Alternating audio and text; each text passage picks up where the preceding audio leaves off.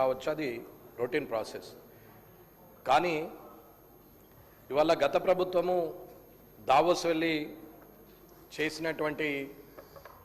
తెచ్చినటువంటి కంపెనీలు కానీ పెట్టుబడులు కానీ ఉద్యోగాలు ఇవ్వడం కానీ వారు చేసిన దానికన్నా ఈ ప్రభుత్వము దావోస్కు 2 సార్లు వెళ్ళి 24, 25 2 సంవత్సరాలు వెళ్ళి ఇవాళ అక్కడ పాల్గొని ఇక్కడికి తీసుకొచ్చినటువంటి కంపెనీలు ఎన్ని, వాటి వల్ల ఉద్యోగస్తులకు వచ్చింది ఎన్ని అనేది అడగడం జరిగింది. సరే, గౌరవ మంత్రి గారు సమాధానం ఇచ్చారు. సరే, వారు చెప్పిన దానికి పేపర్ మీద ఇచ్చిన దానికి చాలా తేడా ఉంది. మొదటిసారి పోయినప్పుడు 2 లక్షల కోట్లు, రెండోసారి పోయినప్పుడు 3 లక్షల కోట్లు, ఇవన్నీ పెట్టుబడులు వస్తున్నాయి ఆల్రెడీ అని చెప్పారు. కానీ ఇప్పటి వరకు అయినటువంటి కంపెనీలు అవి 6, 3, 9 కంపెనీలకు ఇవాళ సుమారు 80,000 అండ్ 30,000 చొప్పున అలొకేషన్ చేస్తున్నాం, ల్యాండ్స్ ఇస్తున్నాం. కొన్నేమో ల్యాండ్స్ అలొకేట్ చేయడం జరిగింది, ఇంకా కొన్నేమో ల్యాండ్స్ అలొకేట్ చేయడానికి ప్రయత్నం గుర్తించడం జరిగింది, భూమిని అని చెప్పడం జరిగింది. ఇవాళ మాటలు వేరు, ఇంప్లిమెంటేషన్ జరగడం వేరు అవుతున్నది అనేది ముఖ్యంగా గమనించాల్సిన అవసరం ఉంది. ఇవాళ దావోస్ వెళ్ళి వచ్చిన ఖర్చులు ఎంత, జరిగినటువంటి లాభం ఎంత, ప్రజలకు దానివల్ల ఉపయోగం ఎంత అనేది ముఖ్యం. సరే, మంత్రులు, ఆఫీసర్లు, అధికారులు, అలాగే ఎమ్మెల్యేలు, కార్పొరేషన్ చైర్మన్లు ఆల్మోస్ట్ నాకు తెలిసి 70% విదేశీ ప్రయాణం చేసేసారు ఈ 2 సంవత్సరాల్లో.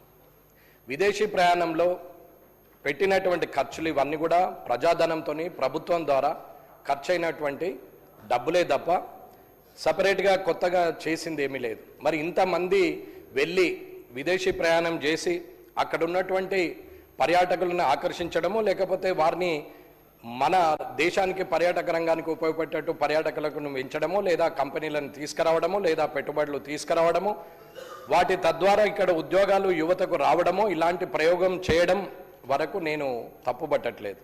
కానీ జరిగినటువంటి ఖర్చు ఎంత, జరుగుతున్న లాభం ఎంత, దానివల్ల భవిష్యత్తులో యువతకు ఎంత ఉపయోగపడుతుంది అనేది ముఖ్యమైన ఆలోచన. ఇది ఒక్కసారి ఐటీ మినిస్టర్ గారు, ముఖ్యమంత్రి రేవంత్ రెడ్డి గారు ఆలోచించాలి.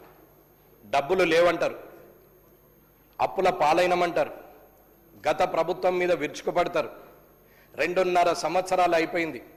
ఇంకా 2.5 సంవత్సరాల్లో 1.5 సంవత్సరం మాత్రమే ప్రజలకు సేవ చేసే అవకాశం ఉంది. ఇంకొక సంవత్సరం ఎలక్షన్లోనే ఉంటారు. కనీసము ఆ సమయంలో పనిచేద్దామనే ఆలోచన కన్నా ఎలా గెలవాలి, తిరిగి ఎలా మనము మళ్ళీ అసెంబ్లీకి రావాలనేది ప్రతి ఒక్కరికి ఉంటుంది.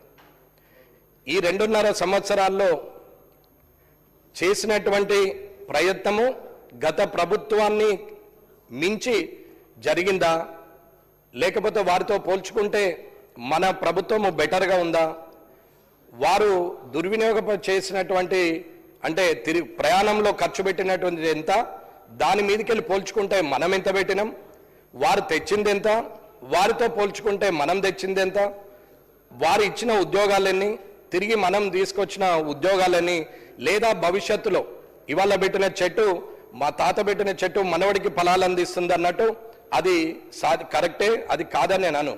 కానీ ఆ ప్రొజెక్షన్ ఏదైతే ఉందో అది నిజమైన ప్రొజెక్షన్ అయితే పర్వాలేదు. కాబట్టి ఇవాళ నాకు తెలిసిన కాడికి all corporation chairmans, almost 70% MLAs and అనకూడదు కానీ అసెంబ్లీ సెక్రటరీ నుంచి సహా టూర్లు పోయి వచ్చారు, తిరిగి వచ్చారు. నేనేం తప్పుపట్టట్లేదు. రేపు ఆ జాగాలో నేనున్నా కానీ నేను చేయాల్సి వచ్చినా నేను కూడా వెళ్ళి చూడాల్సి వస్తుంది, చెప్పాల్సి వస్తుంది, చూసిన తర్వాతనే చేయాల్సి వస్తుంది. దాన్ని తప్పుపట్టట్లేదు. కానీ ఇవాళ చేసినటువంటి కార్యక్రమం ఏదైతే మాటల పరంగా ఉందో అది పేపర్ పరంగా అధికారుల ద్వారా అది ఖచ్చితంగా గ్రౌండింగ్ కావాలనేది నా కోరిక. ఏ యువతకైతే అధికారం ఏ యువతకైతే ఉద్యోగాలు ఇస్తామని చెప్పారో అన్న, నేను బరాబరే మాట్లాడుతున్నా, ఎవరిని విమర్శించట్లేదు. నేను నాదైనాక మీరు మాట్లాడండి అన్న. నేను 2.5 ఏళ్ల నుంచి ఓపిక పట్టినా అన్న. ఇక నేను కూడా స్టార్ట్ చేద్దామనేది ఆలోచన. నేను అనేది వింటే అర్థమవుతుందన్న. నేను ఎవరిని విమర్శించట్లేదు కదా. నేను ఆ స్థాయిలో ఉంటే నేను కూడా వెళ్తా అని చెప్తున్నా కదా. కానీ ఆ వెళ్ళడం మీకన్నా బెటర్గా వెళ్ళినా లేదా, మీకన్నా బెటర్గా చేసినా లేదా అనేది చూసుకుంటా, అది చూసుకోమని మిమ్మల్ని చెప్తున్నా గత ప్రభుత్వంతో పోలిస్తే.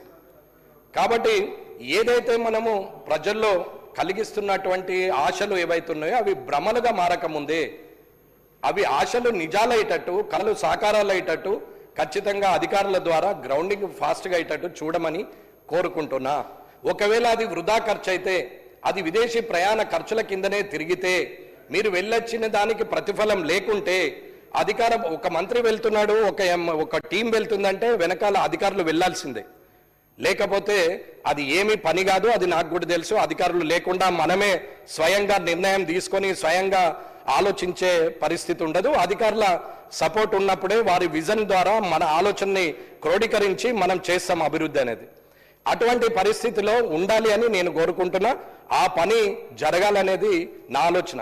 ఏదైతే చెప్తున్నామో అది చేయాలి, ఏదైతే చెప్తున్నామో అది కాకపోతే కాలేదనే ఒప్పుకోవాలి.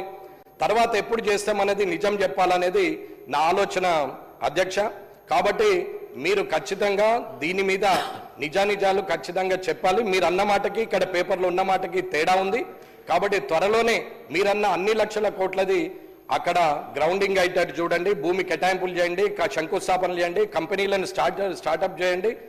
ఉద్యోగాలు ఇచ్చే పరిస్థితికి మనం దిగిపోయే లోపల ఆ ఉద్యోగాలు ఇచ్చే పరిస్థితికి రావాలనేది నా కోరిక. కాబట్టి గౌరవ ముఖ్యమంత్రి గారికి, గౌరవ ఐటీ మినిస్టర్ గారికి ఇద్దరికి కోరుకునేది ఏంటంటే, ఏదైతే చెప్పారో అది నిజంగానే 1 year లోపల పూర్తి అయ్యేటట్టు చూడాలని కోరుకుంటూ ఈ అవకాశం ఇచ్చినందుకు ధన్యవాదాలు తెలియజేస్తున్నాను. శ్రీ పాయల్ శంకర్ గారు.